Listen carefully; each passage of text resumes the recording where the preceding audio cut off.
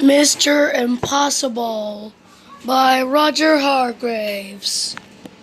Mr. Impossible could do the most amazing things. For instance, Mr. Impossible could jump over a house.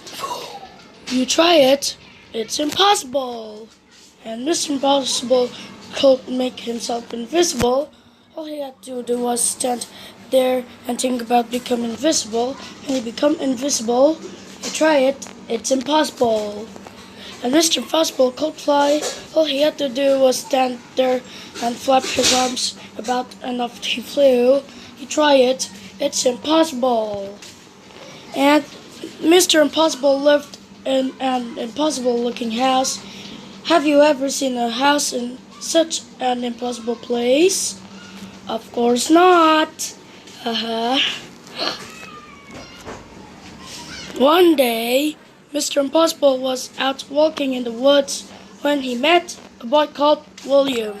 William was on his way to school. "Hello," said Mr. Impossible.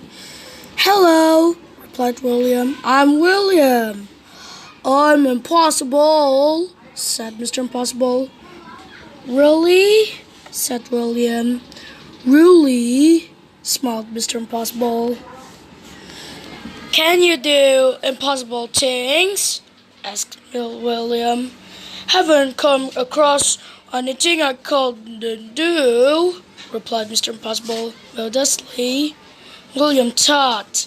"Can you climb up that tree?" he asked, pointing to the biggest tree in the world. "I can do better than that," replied Mr. Impossible. "I can walk up the tree." And he did. William thought again. "Can you stand on one hand?" he asked. "I can do better than that," replied Mr. Impossible. "I can stand on no hands." And he did. "That's impossible," cried William. "True," replied Mr. Impossible. Then William remembered that he was on his way to school. "Why don't you come with me?" he asked. "But I've never been to a school before," Mr. Impossible said.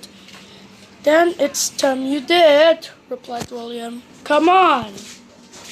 William and Mr. Impossible sat at the back of William's classroom with all the other children. The teacher came in but didn't notice that there was somebody extras in his class that morning. "Good morning, children," said the teacher. "I have a very difficult sum for you to do today. It will take you most of the morning to work out the answer." And he wrote the sum on the blackboard. It really was the most difficult sum William had ever seen in his whole life, full of multiplications and divisions and additions and other things William didn't enjoy. The teacher was right. It would indeed take most of the morning to work out the answer, if not most of the afternoon as well. Mr. Impossible whispered in William's ear. William put up his hand. "Yes, William," said the teacher. "Is there something about the sum you don't understand?" "Please, sir," said William, "is the answer 23? The teacher was very absolutely, totally, completely amazed. "How did you work out the sum so quickly?" he gasped. "It's impossible." "Nothing is impossible," said Mr. Impossible from the back of the class and stood up. "Well, I never did," exclaimed the teacher. After that, Mr. Impossible spent all day at school. He showed the teacher how he could read a book upside down. "That's impossible," said the children who were watching. Absolutely, replied Mr. Impossible. Oh no, what is reading books like? Mr. Wrong, Mr. Topsy-Turvy, and Mr. Muddle? Haha, it's not right, Mr. Impossible. You called upside down.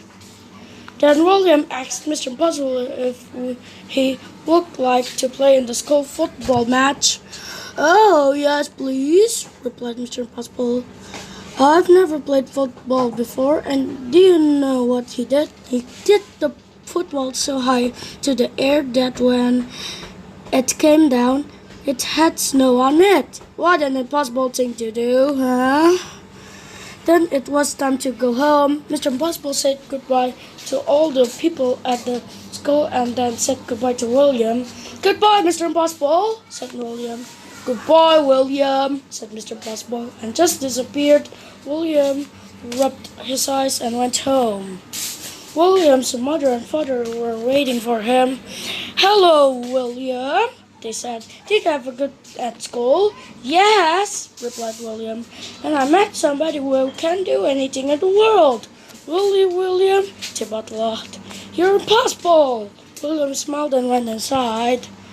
And 100 miles away, a small figure was listening to what William's father were saying, and he grinned an impossible grin, and then he went to sleep, standing on his head.